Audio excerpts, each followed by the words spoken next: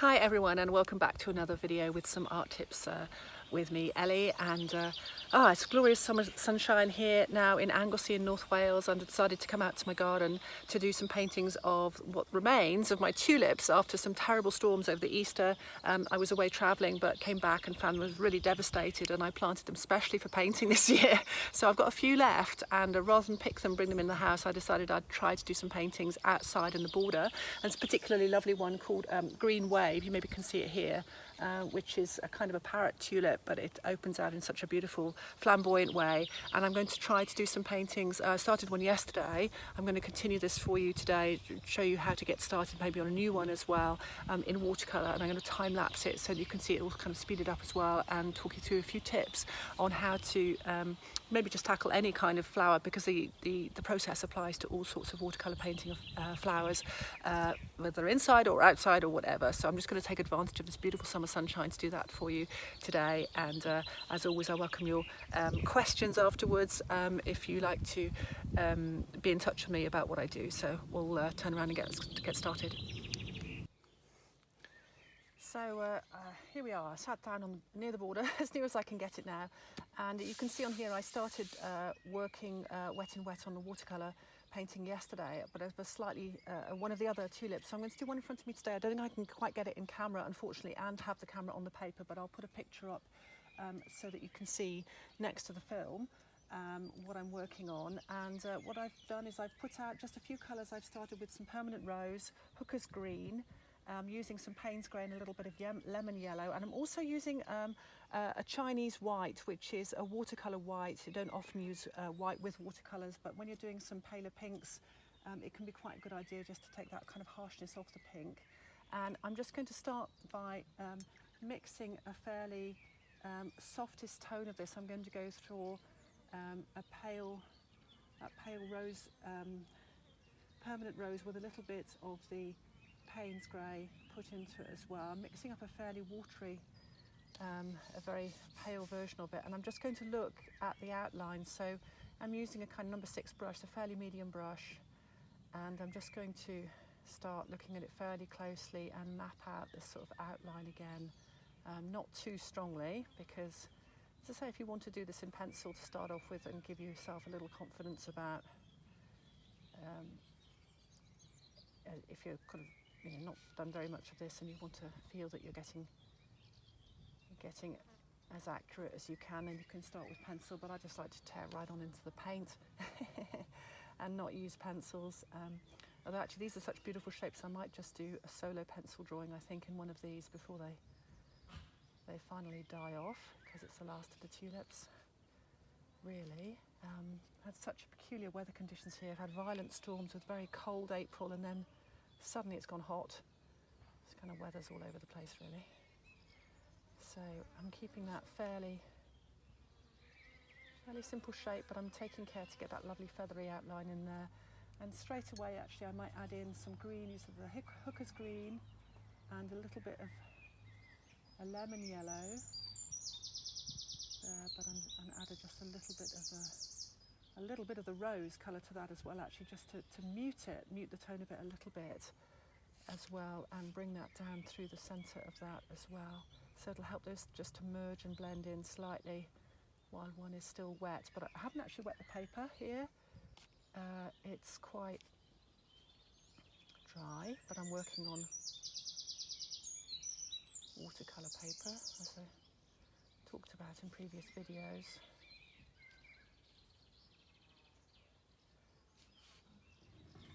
And then I'm going to,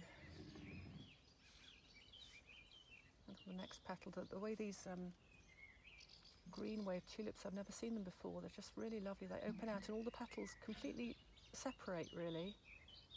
But they form the most beautiful shadows with the bright sunshine. And they have this lovely green streak going right through, as if the green from the stalk goes right up and through the top. I've got quite a number 6 brush there, but I'm also going to use a number, this is a smaller brush, so that looks like a number 2. It says a number 2. Just to get the edges in there. I'm going to sort of do it fairly rapidly. And I'm really kind of focused mostly on the outline because it's a complex one, actually. It's really complex. It's not a simple shape, but really enjoyable. It really is enjoyable.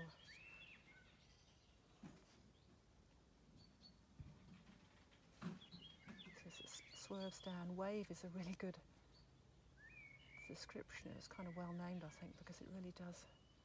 These petals really do flow, their shapes in waves, and it's almost like fondant icing through the middle of that. So I'm just keeping going with that one colour there, which is the dominant colour of those petals. And using the paintbrush really just like a pencil, so getting the outline down. Of course, you're always aware with painting things outside that, you know, tomorrow the conditions may not be the same.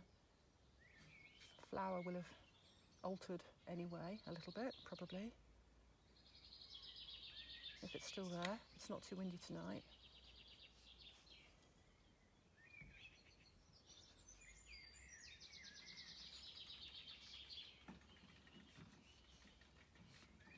And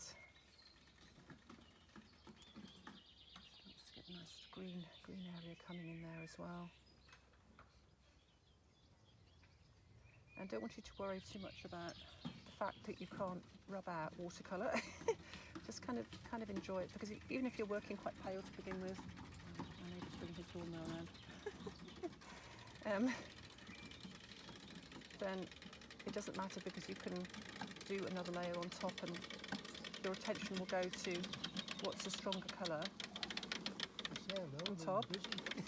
Yeah, I'm making a video. And,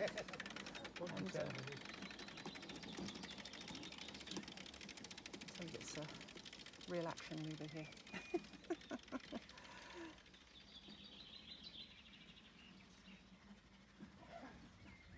Your eye will go in a painting, when you're looking at a painting, it will go to what's the most vivid colour.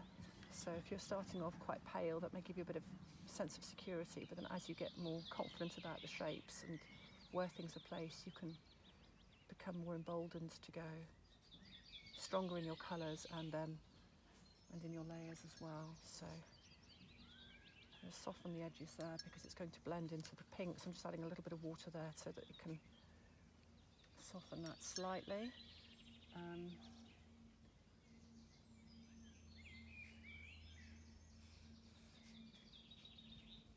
think it's the first year I've ever actually planted flowers specifically for painting, since I've been developing some designs specifically with flowers this year, which is a bit out of the normal work that I'm exhibiting, but it's become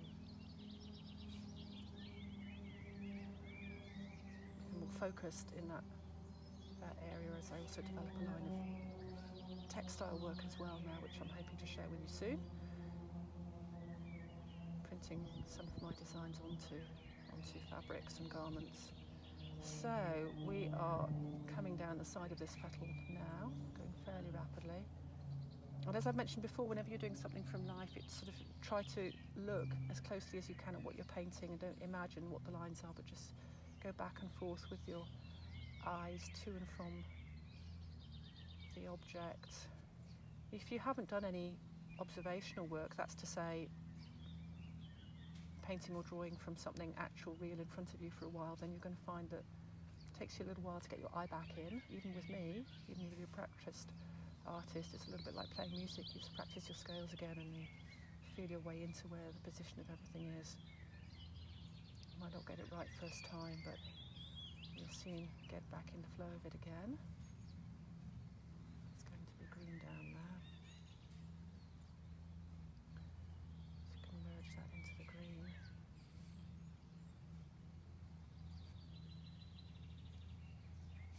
And then I've got some stalk down there. Now, watercolour, one of the effects of watercolour is it will go a little paler as it dries, so don't worry if you feel like it looks too bright to begin with. It will become a little bit more subdued as it dries.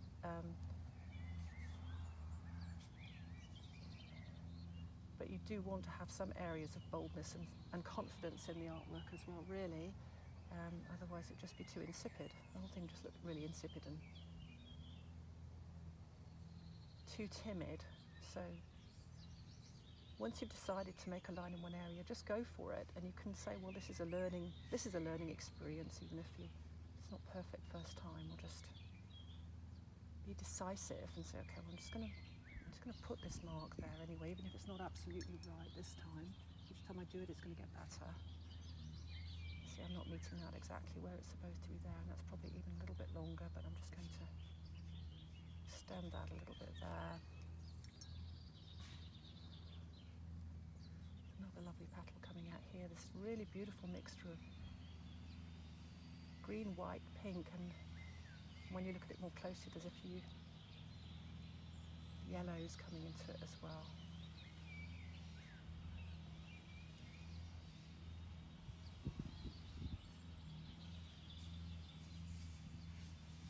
So there we go, that's the main petals, and then around here, what I've done with this pink as well, the permanent rose I'm using, I'm adding a little bit of Payne's grey to that to darken it slightly, which gives it a really close colour to the shadows of that pink, which is a much more like plummy kind of a colour.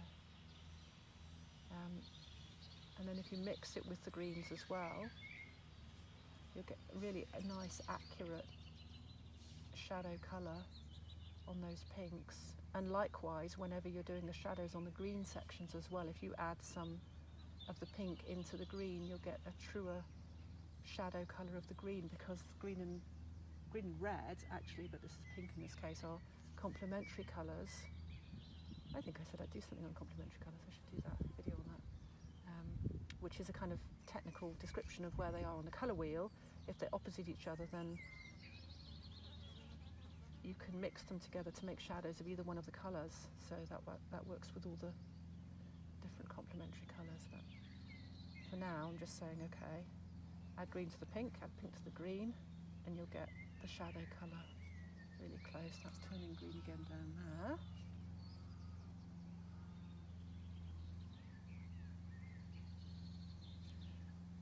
So that's almost the outline of those petals in there. How many petals is that? That's a lot, isn't it? It's like 1, 2, 3, 4, 5, 6, 7, 8, 9, 10, and then there's a lovely green kind of frond. I'm not sure if that's a petal or a leaf. It looks almost like a leaf bract actually. So I'm using the green again, but I'm going to add a bit of that pink permanent rose into it it'll give it a truer tone in the painting, but it'll also have the kind of nice magical effect of tying it in with the pink and not looking like it's another article altogether that's unrelated to the flower. So you want, another little trick of painting, you want to make sure that you get the colours looking like they're part of a cohesive whole form, not all separated out. Okay, so that's the additional kind of petal leaf thing that's going on there, which seems to be particular to this all the tulips I've got. Okay, so that's the outline, and then I'm going to block in some of that. I'm going to fill in using the predominant tone there with that lovely hooker's green. I'm going to add a little bit of the lemon yellow to it.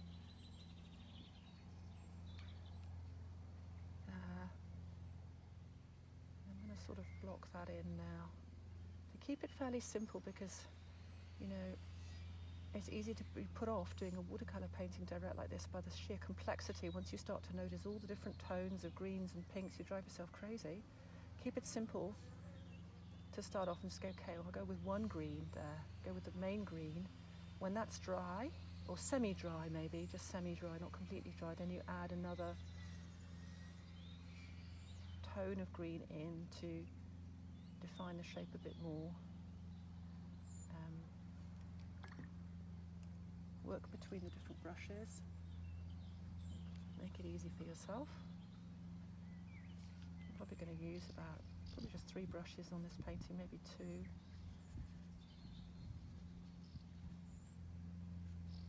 Now, I've got a slightly, I'm not sure this is a golden yellow, I'm not sure the proper name of it actually because it's just in the box, but I'm going to add that in there as well up here. And as that's still wet, that's going to blend in quite nicely.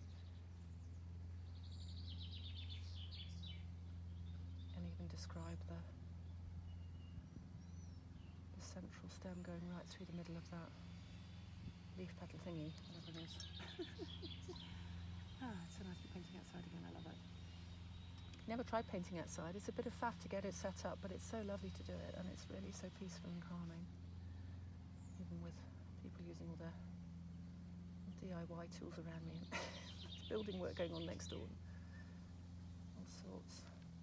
Okay, and I'm going to do one petal and talk you through it before I put it onto, I think I'll put it onto a time lapse, and so you can see it's speeded up, which is quite fun to do as well. So here I'm going to pick on this petal area here, which I already did that in a darker colour of the pink. Here I'm going to use a slightly more vivid version there. And I'm going to, again, just say I'm going to add quite a bit of water. Keep going, there's lovely little crisp edges there. And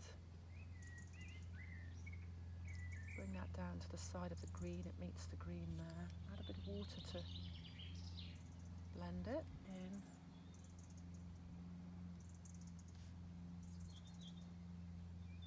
Complete the shape to begin with without thinking too much about detail yet. And then as it starts to go actually almost white down here, there's two things you can do there. The first is to dry the brush, rinse the brush, dry it out, and lift that paint off again, rinse the brush, dry it on tissue. Always have some tissues nearby, really super handy when you're doing watercolours. And then there's an area there that's almost pure white, so I'm actually going to take the tissue and just dab a bit off there as well. Just dab it right off, and you'll see that's kind of lifted the paint right off again. It only works if it's wet, of course. And then you can kind of come back to the area again and just refine it a little bit.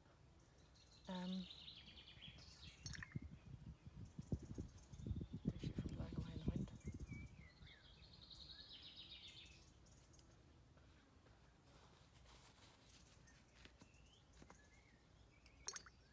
Now I'm going to come back to that again and add in a little bit of the Payne's grey and a touch of the green as well. Remember what I said about making a darker version of the pink. Getting a bit stiff. Pins and needles. Now I'm coming back to this area here now, and I'm going to look a bit more closely at the shadow areas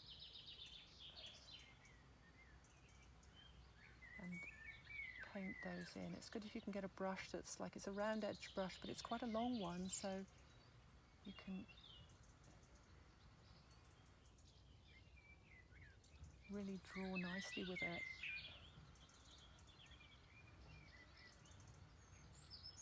And begin to draw in those, like kind of veins, really, on the tulip there. And they're described, as you're looking closely at it and really try to get those shadow lines accurate, then they describe the form for you, really. They describe the form and describe the three-dimensional object more closely. And they move around into a sort of a, go into the green at the base there, so I'm going to overlap that with the green.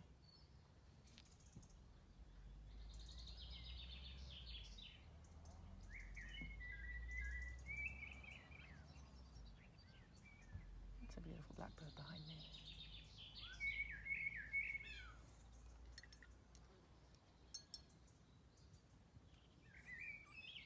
I think that's gradually coming together, and this is from now on in. You see, you put the base layer down in the main colour, and then you start to build layers on. Each time a layer gets slightly dry, then you can paint on top of it again. You can paint the details. Remember to keep, I've got 2 jars of water here. Remember to keep your water nice and clean. I sort of rinse in one and then rinse in the second one as well. The key, one of the really important keys to good watercolour painting is keeping your water really, really clean. As soon as it starts to go muddy, you've got muddy painting, that's it. It's not going to change. And up here as well, we'll do a little bit there. And again, I'm going to use that finer brush. I'm going to start it with that thicker brush there at the top, and then I'm going to use the finer brush to get those markings on the petals a little bit more accurate there. So let's continue that line down.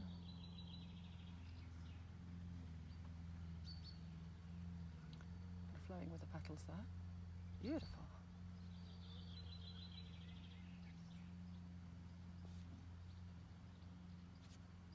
And you can add in, see this, the pink, the permanent rose comes straight out of the tube. It's really quite vivid, but be careful of that. Things can look a little bit artificial. There is a bit of vivid pink on the top of that, and I'm ready to use that up there now. That'll truly stand out, but when you use things straight out of the tube, they can be a little bit acidic looking and not very natural, so take care and err a little bit on the side of caution. I would always tend to mix it with a little bit of something unless it really is something vivid. Okay, so I've made a start there. I'm going to keep going in that kind of way now. I think I'll speed it up a little bit for you, and we'll see how we get on with it.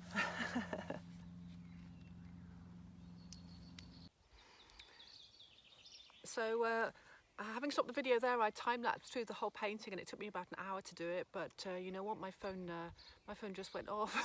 My phone went off about 5 minutes in, so I wasn't able to time-lapse that one. However, I have done another one to show you. Just it's now the next day, it's next morning, so I've just done another one.